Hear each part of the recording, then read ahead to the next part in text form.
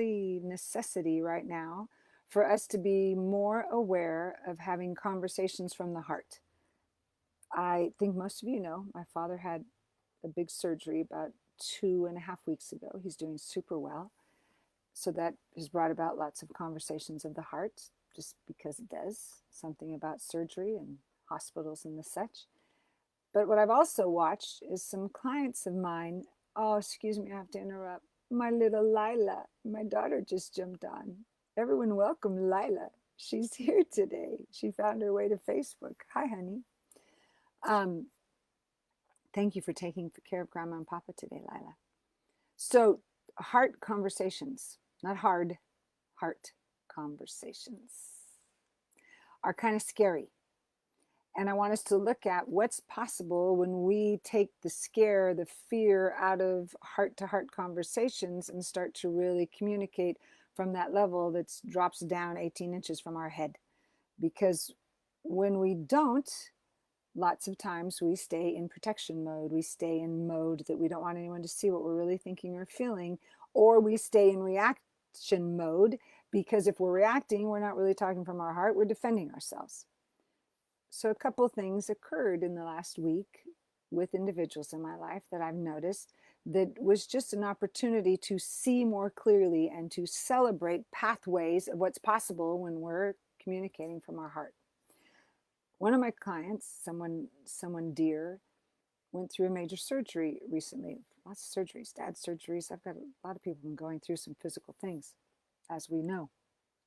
And in it, I asked him in the last few days, how are things going with you and your wife?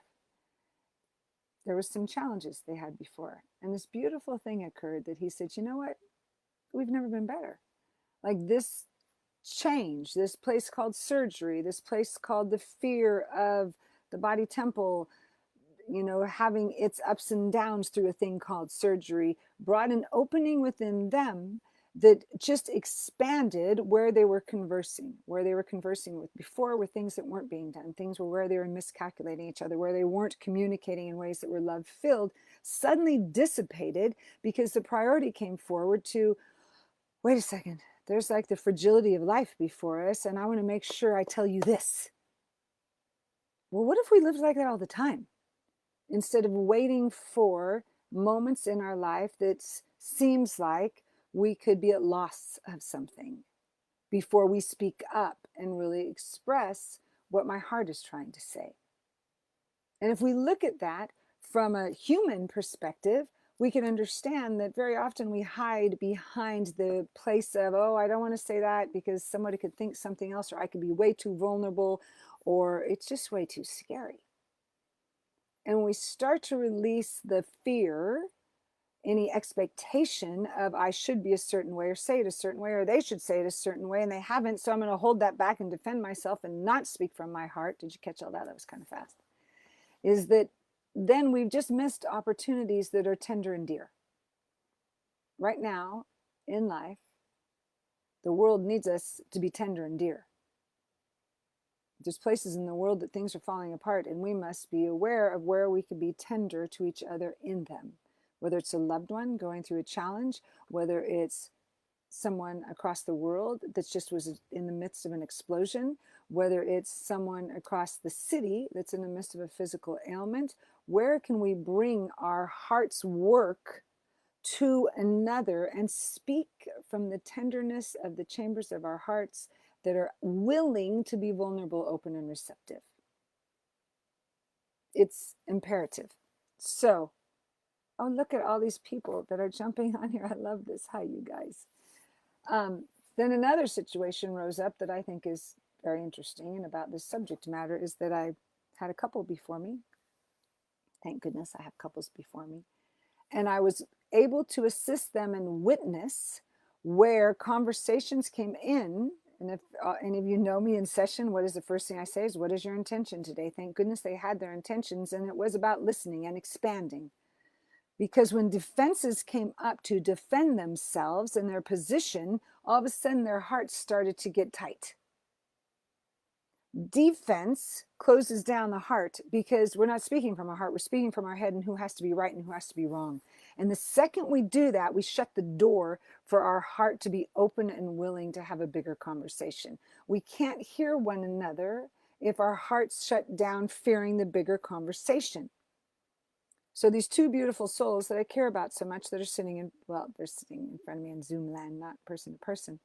When I was able to be with them and ask them to keep breathing and to keep the place open, to listen to one another from their heart, not from their defense.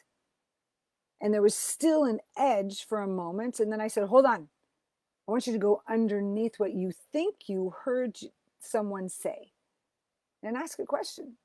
Because very often we stay in reaction to one another, close down our hearts, because we're jumping on the train of reaction to what we think someone said instead of asking what someone said. The second I ask them that, hey, can you open the door to asking a question? What could you ask? What's a clarifying question? Could be, hey, did you mean that, what you just said to me? Because that didn't feel good. That what I was asking was that individual to be vulnerable, to be open, to drop the angst, and then to be stepping into a place of, okay, I'm more willing to talk from my heart, even if it's scary for this moment. And even if it may seem like I could get hurt, I'm still willing to try it. And right in the center of that is where healing takes place. Because then when they asked a question and I was able to see, whoa, wait a second. Do you see that both of your patterns just popped up, but you both had the same desire, but your patterns got in the way and bumped into one another to cause a reaction? Catch that. That's a lot. We can have the same desire, aiming in conversation, in family, in friendships. And our own patterns, our baggage that we've been carrying our lifetime. If you were with me last week and I talked about dropping the history of our story, that's what I'm talking about. When we come in it with our baggage and we speak from that positioning, very often we can't see if our beloved right in front of us has the same desire, but we've blocked it because we're reacting to what we think they just presented. This is where we must drop into our heart, tap our heart, sit there and tap your heart in front of someone. Hi, Miss Lydia. And as you're doing it, know that, wait a second, let me just listen here, get out of my head of defense and start to come from what is it I really want to say to you right now. Kind of risky, really beefy and wonderful and juicy in the midst of it, if we could be risky. So these two individuals that were with me had an insight of something bigger because they were willing to allow their heart to lead. It was uncomfortable, and they expressed that. And even in expressing it, they were talking from their heart. This is uncomfortable, and I'm still going to say it. So when we really look at where in our lives right now, each and every one of us, can we have a conversation that is so heart-based that we're fearless, that we're patient, that we're open, that we're willing, and that we're risking everything? That's the kind of conversations that are wonderful to have and healing to have. I want to listen to what Linda said right now. Setting them daily has shifted my heart. Intentions. Yes, we'll get to intentions before we finish today. So the next level of having open-hearted conversations is we must be willing to drop judgment to have them. Judgment of the others and judgment of ourselves. So then I had another joyous occasion with someone in the last week who I was able to observe them not having nice heart conversations with themselves, that the judgment of themselves was blocking them seeing themselves rightly. So I want you to see how this goes all together with whether we're doing it with the person before us, that could be an employee, could be someone we're living in relationship with, could be our child, our parent, but wherever we're blocking having a conversation because we're holding judgment on them, we have to first look at, where am I holding judgment on myself that I'm not even allowing myself to have this conversation? So with this certain person, I asked her, wait a second, could you back up for a minute? And if you actually took the judgment off yourself and spoke to yourself from your heart, what would that sound like? What would it sound like if we dropped judgment, which would mean we'd have to drop that should word, because you know how I feel about that, is if we dropped should and came in with what it would be the most loving thing I could say to myself right now. Those of you who have been with me in class know that's one of my most favorite questions, is asking yourself on a regular basis, like, what is the most loving thing I could give myself, I could do for myself right now? What if you asked that every day? What if it opened the door to drop judgment and listen to your heart? Because your heart has the answer. Your head has a plan, but your heart has the answer. So what if you listened to your heart first and then allowed that to lead the head that wants to take you into the plan of action? Then you're operating from a heart space, conversations with the heart, lifting up to go out into the world so that your actions are filled with love, but directed by a brilliant brain. That would be amazing. It's a great way for us to live. So in this, I want us to look at what is possible today to have more heart-filled conversations. And as we have them here in our own homes, in our own relationships, with our clients, with our friends, then we open the door to have them everywhere else in the world. There's individuals on here, you know, that I have had these big, huge heart conversations with. And Denise and I here have mastered over the years for a lifetime of asking each other,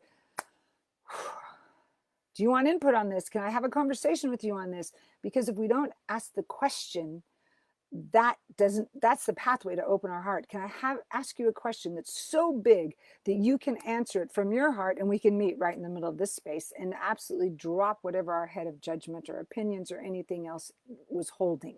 Is this making sense?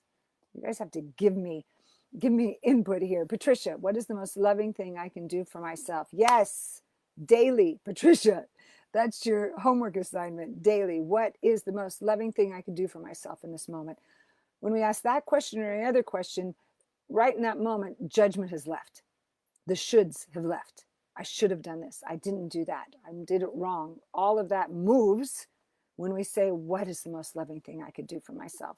Lila, could you ask yourself that every day, please, my love? Wherever we can, what is the most loving thing I could do for someone I love? And then follow that. Instead of, now listen to the difference of these questions. Why didn't that person do this for me today? Oh, what was wrong with me that I didn't remember to do that? Versus, what's the most loving thing I could do right now? What's the path of forgiveness that I could walk upon this day? What is possible for me to listen from a discerning ear to someone who's sitting in front of me, in front of a judgmental ear? What is possible there?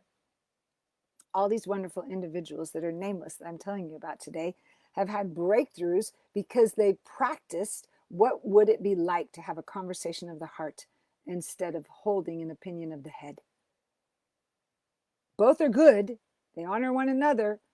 But if only one is leading, if we're leading by what we think and not allowing our heart to lead by what we know in our heart space, and then have that propel us forward with an action plan, then we're still going to be out of balance. We must be in balance these days. There's so much to participate in life in itself, to be alert and awake to what must I participate in this day from my heart to lift me out into the world. So this is where I want us to keep looking at, where can we keep moving through heart space conversations. If you've been with me at Rhythmia, you know that very often there's times that I will ask someone, I could see someone across the room relating something from what they think, which is not bad, but very much in their head. And I could ask them for a moment, could you just take a breath and start tapping your heart right now? Just start tapping your heart. Because I want you to drop into your heart and ask me the same question. But from the space of, let me start here. Let me be willing to start right here before I jump up here. So this is your charge this week, between this week and next week, to absolutely drop into your heart. Take a breath. Ask Lila. We take lots of deep breaths at our house because it creates space to drop reaction, to slip into the heart, to ask, what is it I truly want to say right now? What can I say that would be loving right now? What can I release so that my heart can lead right now? Hi, Miss. Oh, Bill says hi. Everybody's here. Mr. Bill is even here. This is fabulous. Can all of you just make this a regular Thursday event, please? Thursday at 4 right here. And then in 3 weeks, starting Thursday at 6, we'll have class. So you'll be able to jump right on that as well. Yes? Good, good, good, good, good. All right. And there was something else I had to tell all of you about that. Oh, this is great news. I'm going to read it from you. The Technology of Intention went on Kindle. You could purchase via Kindle now. So people who say, oh, I don't like hardback books, just please tell them to go to Amazon and order it on Kindle as of now.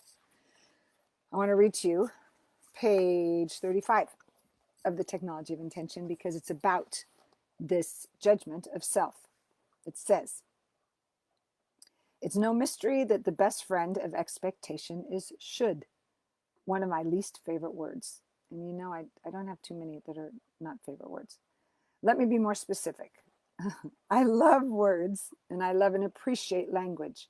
I honor the potency and the power of words and give them great value, so much so that I am very conscious of the words that roll off my lips. I'm also conscious of the words those around me use. And at times I admit that I hold people to their word more than they may be true to it. I've learned over the years to be watchful of my own use of words and to be flexible with myself and flexible with others. Words have power, they have energy. And now how we use them, is something to give attention to. So I've been known to ask my clients, and most of you here, if you would be willing to drop the word should from your vocabulary. I bring it to their attention as should has a certain weight to it. Listen to how the word should rolls off your lips. Feel the energy behind it when you state it. I hear judgment in it, and that is not something I believe supports expansion and growth and deep connection. Judgment towards ourselves or others only leads to staying stuck or holding someone else hostage. One of my core intentions is to assist others in the evolution of their soul, of their own growth and expansion, so you can see why should is not a word that resonates with me very well. Hi, Vicky. Sorry, I'm jumping from there to Vicky. Just finished our book study group of the Technology of Intention yesterday. Thank you, Vicky, for saying that. I'm so happy and grateful that you orchestrated that. Thank you. So, should is a word that I don't feel is coming direct from the heart. I feel that it's coming from a mind of judgment. So today, what I ask for you is just to practice in this next week. What would it feel like to speak from my heart, to drop should, to allow myself to be lifted in the questions I ask the other that is sitting before me or on the phone that would be love-filled instead of reaction-induced? This is our charge. And as we do it for one another and ourselves, we then roll off and allow ourselves to do it for everyone in the world, which then just creates a world where we're being led by our heart and absolutely propelled by action through our mind, which our heart leads. So this is what I want to bring to all of us today and ask you to practice for the next week. Erin, I love it. Erin says it, no more shoulding on ourselves. All right, I'm going to bless you all. I have another session to jump into. So please, thank you. Please know I said thank you for being here today. I'll see you next Thursday at 4. Also tomorrow at 2 o'clock on our Love channel. And get ready for class that starts in a few weeks because we'll be starting it up for the Technology of Intention. All right? All right. Melissa, oh, that is very sweet. Thank you, Melissa. Lila, Melissa's leaving you notes. All right, let me bless you all. In this moment and every moment, I stand in full gratitude and grace to know that the divine spirit of all that is moving through each and every one of us. So it's so good to be here in this platform of sharing and understand that even if we're not in the same room, we're in the same house of consciousness. So I accept and know that each and every one of us open our hearts wide this day to express, to connect from the heart space and to have conversations that are expansive, that release judgment, reaction, bring us back to the center of what's the most loving act we could do for ourselves and others with every breath we take. May we be led this way in every choice we make. In gratitude and joy, I let go and trust the journey of this word, and I am grateful. And so it is. Amen. Thank you all for being here. I'm crazy about all of you, and I'm so grateful you're here.